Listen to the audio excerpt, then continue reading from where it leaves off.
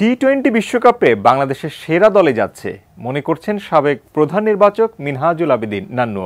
বলেছেন তারা যেসব খেলোয়াড়কে নিয়ে দীর্ঘ সময় কাজ করেছেন তারাই সুযোগ পেয়েছেন এই দলে, তবে রিজার্ভ তালিকায় আরেকজন খেলোয়াড় রাখার পক্ষে তিনি। গত ৮ বছরে বাংলাদেশ যতগুলো বিশ্বকাপ খেলেছে এর সবকটি দলই ঘোষণা করেছিলেন সে সময়ের প্রধান নির্বাচক মিনহাজুল আবেদীন নান্নু। প্রেক্ষাপট বদলেছে, এখন আর সে দায়িত্বে নেই। তবে টি-20 বিশ্বকাপের স্কোয়াড কেমন হচ্ছে নজর রেখেছিলেন তিনি।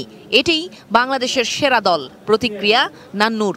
আমাদের পুলে যে সমস্ত খেলোয়াড় ছিল অলমোস্ট সব খেলোয়াড়কে এখানে নেওয়া হচ্ছে। যে 15 জন স্কোয়াড করেছে one of the best player দেশের, এবং ওদের কাছ থেকে আমরা আমাদের সেরাটা দেখতে চাই। বাংলাদেশ দল যুক্তরাষ্ট্রে যাচ্ছে 17 জনের স্কোয়াড নিয়ে, মূল দলের সাথে 2 জন রিজার্ভ খেলোয়াড়। বর্তমান নির্বাচকদের সাথে এই জায়গায় কিছুটা ভিন্ন মত নান্নুর। মোসাদ্দেককে নিয়ে চিন্তা করতে পারতো, রিজার্ভের প্লেয়ার একজন বাড়িয়ে 18 জন স্কোয়াড রাখা উচিত ছিল, কারণ ইনকেস কোনো ব্যাটসম্যান যদি অনেকগুলি প্র্যাকটিস ম্যাচ আছে এখানে যদি কিছু হয় তাহলে ইমিডিয়েট রিপ্লেস করতে পারবে।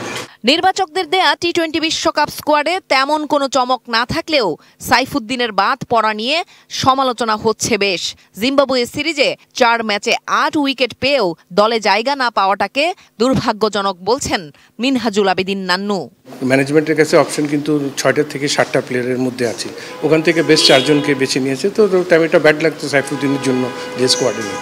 ফর্মে না থেকেও ওপেনিংয়ে অটো চয়েস হিসেবে দলে জায়গা পেয়েছেন লিটন। নির্বাচকদের এই সিদ্ধান্তকে ইতিবাচক হিসেবেই দেখছেন এই সাবেক প্রধান নির্বাচক। লিটনের ফর্ম নাই ঠিক আছে, কারণ ওর এক্সপিরিয়েন্স যথেষ্ট আছে, বিশ্বকাপ খেলোয়াড়। আরেকজন এডিশনাল উইকেট কিপারও দরকার। তো এডিশনাল উইকেট কিপারের জন্যই কিন্তু আপনার দরকার, আপনার কনকারশন যদি হয় এটার জন্য, তারপর ওর এক্সপিরিয়েন্সের জন্যই ওকে দলে রাখা। যুক্তরাষ্ট্রে প্রস্তুতি ম্যাচ দিয়ে লিটন শান্তরা দ্রুতই ফর্মে ফিরবেন।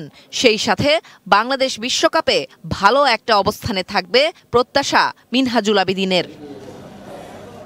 জেনিয়া চিশিম, এটিএন নিউজ, ঢাকা।